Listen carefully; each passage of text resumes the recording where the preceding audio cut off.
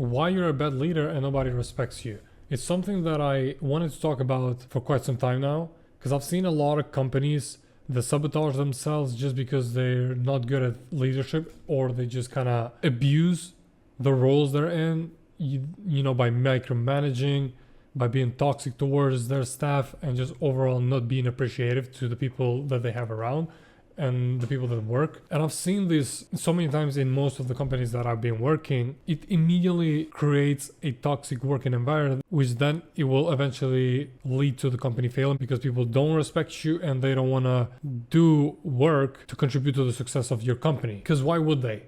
Let's be real. I remember when I used to work on a 9 to 5, it was this production company, and there was so corporate mentality, so toxic, that even though I would achieve high targets at the end of the month, it wouldn't really matter, because they would always find ways to kind of disregard your work, not show appreciation, or just overall not make you feel like you can actually grow into this company. It was always more like some sort of a fear from their end that you might take their place one day, because most of the managers, they just don't know how to lead, and these are the things that interfere with the way they handle stuff. But then we also have the higher ups, the company leaders like CEOs, etc., where they might know that the company is kind of bleeding and there's not a lot of improvement into the performance overall, but they just either don't know or don't want to admit that the way they've been leading the staff, it's wrong. If you're not listening to your employers, if you're not accepting feedback from anyone, then you're just not meant to be a leader,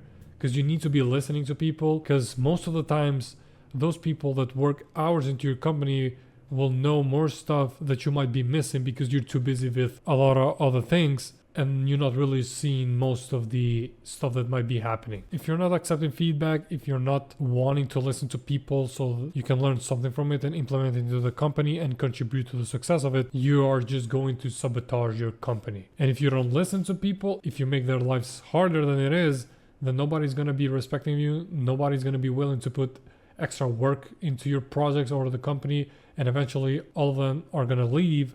And if you need something really important that needs to be done, you will just not have people to rely on, because you were being an asshole since day one. It's such a obvious thing, because if whenever a manager would be giving me a hard time despite me actually contributing, getting all of my targets right, I would just immediately lose the respect for that person, and it will come to a point that you just you've had too much, and sometimes you might even blast at them, Sometimes you might even purposely or unconsciously not perform well due to the negativity that these people have been giving to you. So it's a really important aspect to know that everybody has feelings as well.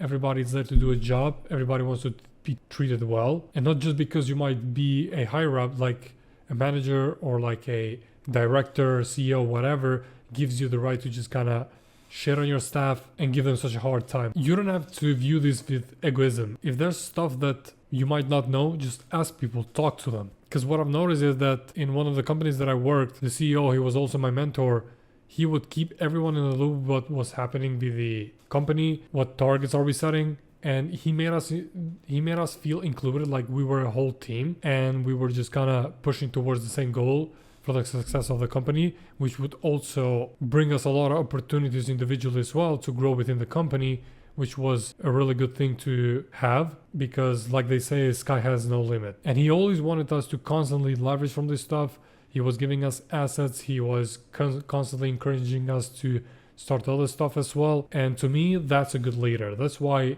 he's a very successful person now, because he accepted feedback. He was making everybody feel included. We felt like we were teammates, and we didn't feel like we were just employees there, clocking in and out, getting a paycheck and be done with it. When you are listening to your staff, when you are talking about this stuff and you are treating the company or the project as if everybody's involved and everybody's saying matters, you will utilize these people and you will grow the company so big that it's going to be incredible to see. And you're not just growing, but everyone around you is growing with you.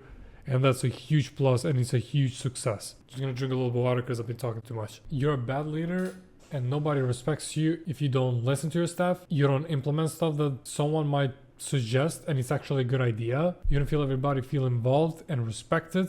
And overall, you don't give them a hard time when there's no reason to. Now, I understand, of course, that there might be cases where you might have to act tough sometimes, but that depends if someone is actually being lazy and procrastinating whatever the conditions you might have given to them, and they got no reason to be doing those things. As a leader, you want to be respected, feared, but also liked. It's a fine balance between these three, and by implementing all of these things, you will reach that level. Make them feel involved into the company, give them opportunities to grow, have a better communication, and just overall accept feedback. And the next thing you know, the company is growing, and you will have people around you that actually are devoted and they want to put in the work because they see the vision and they want to contribute to the success of the company, instead of having people that just want to get a paycheck and they're barely pushing through the day.